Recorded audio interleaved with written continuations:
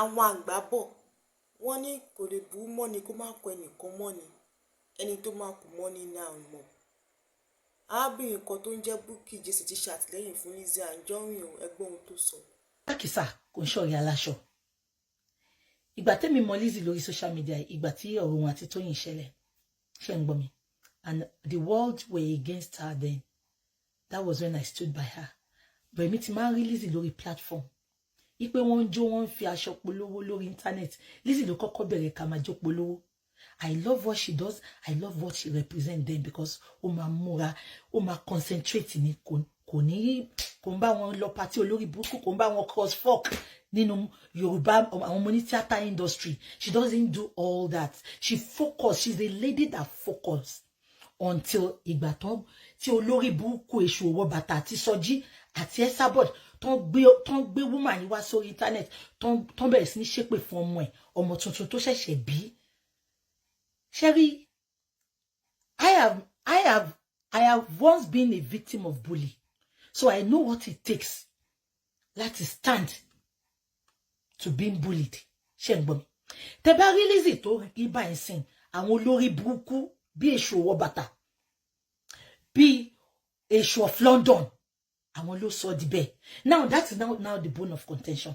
Lizzy mani ní máa jẹ́ pé alákìísà ò kì í ṣọ̀rẹ́ aláṣọ.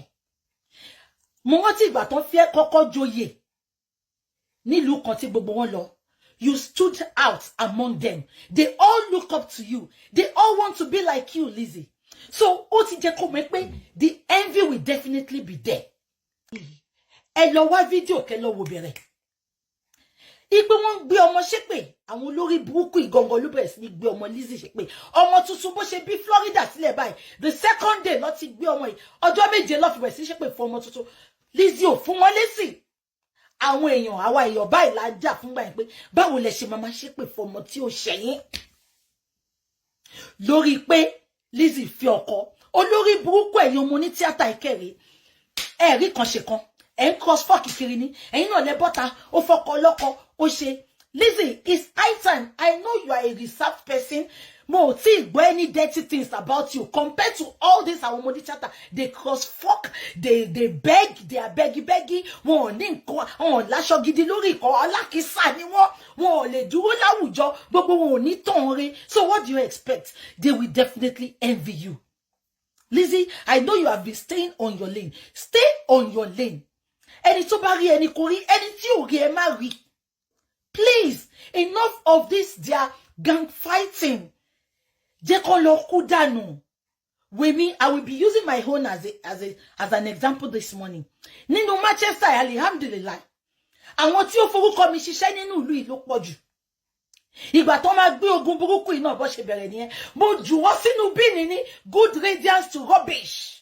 Àgùntàn òjé lábẹ́ Gẹ̀ẹ́sì mi ìtọrọ lọ́wọ́ yín kàkà bẹ́ẹ̀ èmi ni mò ń ná fún yín èmi ni mò ń fún yín èmi ni mò ń dúró fún yín èmi ni mò ń I'm always there for them.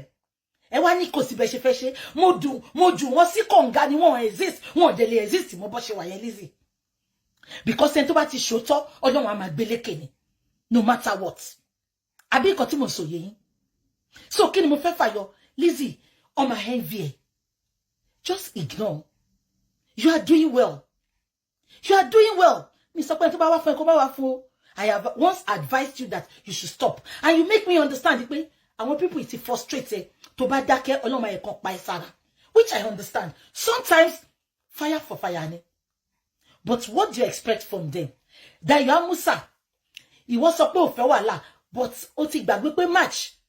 Ó lọ comment ó bú girl yìí sábẹ́ bí tí Ìyábọ̀ ti gbé pé wọ́n ló lọ sí Ìdúmọ̀tà lọ jalè tí gbogbo wa dẹ̀ wẹ́ pé kò jalè wọ́n parọ́ mọ́ ni. But girl yóò tún wo ó tún padà wá wish ẹ luck ó wá sọ fún pé kó má wá ẹ jẹ́ ká fọwọ́ ṣírò ara wa ẹni tí mo náwó ọ̀fẹ́ sí tó wá reply mi bẹ́ẹ̀ yẹn ẹlẹ́ran ara ni gbogbo wa ẹ má sọ pé Ọlọ́run ló mú ẹ má sọ pé ń wá ọ̀rẹ́ ó fẹ́ wá record Dayọ̀ kòkòrò tó ń jẹ̀fọ́ gbogbo yín abẹ́ ẹ̀fọ́ yín ló wà ẹni tó ń jẹ yín lẹ́sẹ̀ this lover Ìyábọ̀ Òjó tó ń jẹ gbogbo yín lẹ́sẹ̀ àárín yín ló wà ṣebí gbogbo yín worship ẹ̀ kó má bàa gbé yín ni ìwà dọ̀tí tẹ́tíjọ́ ṣe ẹ̀ worship ẹ̀ ni ẹ̀yin sọ pé Lizzy ó fẹ́ lọ tú àṣírí ẹ̀ síta ó fẹ́ lọ wọnú ilé ẹ̀ tí wọ́n bá ṣe ara kí ó aya Dayo Amusa ṣé wọ́n ṣe nǹkan táyé ò gbọ́dọ̀ gbọ́ ni ẹ ṣe rere o ẹ jẹ́ ká ṣe rere ìtorí ọjọ́ ìní kọ́ ìtorí ọjọ́ ọ̀la ni ẹ lè máa fi òpó ń dùn léni but let me tell you nǹkan tá bá ṣe ọ̀rọ̀ ìtàn ní lọ́la o Lizzy ò ṣe gbogbo yín o ẹ dẹ̀ mọ̀ pé many of you tẹ́ lọ gang up léni gbogbo wọn ló ń support Lizzy tẹ́lẹ̀ tí Lizzy ò dẹ̀ bá níjà but a gang up just because you don't like her progress ṣóun ló àti yín jẹ ni ìgbà tọmọ lọmọ bọ́ sínú ilé tó ń ránṣọ tó manage tó ń ṣe gbogbo ẹ̀ tí gbogbo àárín ẹ̀yin jókòó kiri ni wọ́n fi 20,000 dóyin wọ́n fi 100,000 dóyin ni ẹ rí bẹ́ẹ̀ ṣe rí ní gbogbo yín ẹ dàbí ohun èlò àlòpàtì ìgbésí ayé yín òun yan. Your life is not worthy of emulation. You look like what you follow. You look like what you represent. Ẹ wo bẹ́ẹ̀ ṣe rí. Lizzy, I wish you all the best. Gbogbo ogun yìí ó máa ṣe lórúkọ Jésù. Ìwọ ló máa lékè àwọn ọ̀tá ẹ̀ lágbára Ọlọ́run. Bó tẹ̀ jẹ́ pé mi àti à ń sọ̀rọ̀. Kò ní ṣe pé à ń jà, but olúkálùkù kọ̀mẹ̀ntì lé ní ẹni. Bọ́yìn ò ní sọ pé ká róòtọ́ ká bá sọ. Lizzy, stay on your lane bó ṣe máa ń stay tẹ́lẹ̀. Ọ̀bá wa bẹ́ẹ̀ kọ́ bàtẹ̀ tó bá rí bí ṣe máa ń jáwọ́ èèyàn sí blocking sin Lizzy. Just ignore them. Wọn bá máa celebrate wọn bá máa pọ́n ilé. Please, just ignore them. Don't talk about them. Mi ní kó má dá wọn lóhùn o, but tí pé èèyàn kan lọ́wọ́ fẹ́ sí mi jẹ́ kí mi náà lọ́wọ́ fẹ́ sí. No, let it stop. Let bygone be bygone. Please. Please, Lizzy. Jẹ́ kó máa lọ. Jẹ́ kó máa lọ. Ìyá bàbá Tóyìn tó wọ́n ṣọṣe, wọ́n máa jà ní. Ó bá ọmọ bòtí kó ṣe, wọ́n máa jà ní. Sharon tó tún gbé sórí títí wọ́n máa jà ní. Oh. Agbáta fi nà yálé ni. Ó wà lókè ó máa nà yàwó. Gbogbo wọn kàn manage ara wọn ni wọn ní fi ara wọn. Ìtorí wọn ni wọn common enemy which is Lizzy ni. Ọ̀rọ̀ Lizzy ló sọ wọn di bestie. Ọ̀rọ̀ Lizzy náà dé ló máa tún wọ́ká. Bí Lizzy ṣe máa ń sọ, àdàbíjà ojú èpè lọ. So nǹkan tí máa sọ nìyẹn Lizzy. So please, on bá máa celebrate, on bá náwó fẹsẹ̀, jẹ́ kó máa lọ gbálé ságbójú. Please, má jẹ́ kẹ́ni kankan fi ẹ́ dìde. Ẹ wo lórí burúkú tó kọrin jọ yẹn sìn, tó kọrin pé tán bá wá fún wa wá fún wọn.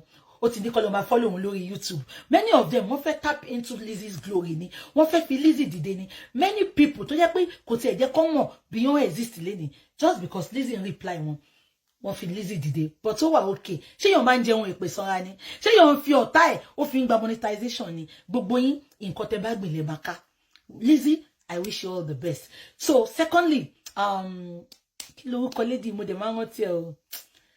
Lady tí ó bímọ fún Wàsíù tí Wàsíù accept yẹn, daddy mi Wàsíù, congratulations, thank you. Àgbàtìndé ibi àgbàdé lọ́mọ tí máa bá yín. Bisola Badmus, I wish you all the best. Mo rí pé party ní kíní yẹn ti ṣẹlẹ̀. Bisola be careful, má wẹ̀ yẹn o. Àwọn olórí burúkú tó ń yọ̀ ọmọ yẹn, gbogbo wọn ló ti bá bàbá ọmọ ẹ̀ sùn o. Má jẹ́ kó súnmọ́ olórí burúkú ni wọn o. They are envious of you o. Ìgbà tí Wàsíù sọ pé òun fẹ́ gbọ́, òun máa gbọmọ lọ́wọ́ ẹ̀. O rí kankan nu olórí burúkú ni wọn o. Sá fún wọn, jìnnà sí wọn o. Kó tó mọ̀ sí ọmọ àgbé story ẹ̀. Wọ́n lè sọ pé òun dọ́ ẹnìkan, wọ́n lè sọ pé ẹnìkan ló lọ́mọ. Jọ sá fún wọn o. Ẹ̀yin gbogbo eré tájá ń bẹ́kùn ṣe yẹn, wọ́n fẹ́ cross fork ni o. Wọ́n fẹ́ wá jẹ́ inú glory yẹn ni o, because ìgbà tó ń ṣẹlẹ̀ látijọ́ ẹ̀ o rí wọn o. Kò sí èyí tó dúró tì ẹnu wọn o. Please be careful. You know I love you. Ẹ̀yin èèyàn kílẹ̀ yìí sóhun tí arábìnrin ta mọ̀ sí Bukky Jesse sọ nípa Lizzy Anjorin. Ẹ jẹ́ ká mọ̀ ní abala àríwí sí comment section. Ẹ má gbàgbé àti like, subscribe àti share fídíò wa. Ẹ ṣé gan ni, a dúpẹ́ fún àtìlẹ́yìn àmọ́ lórí.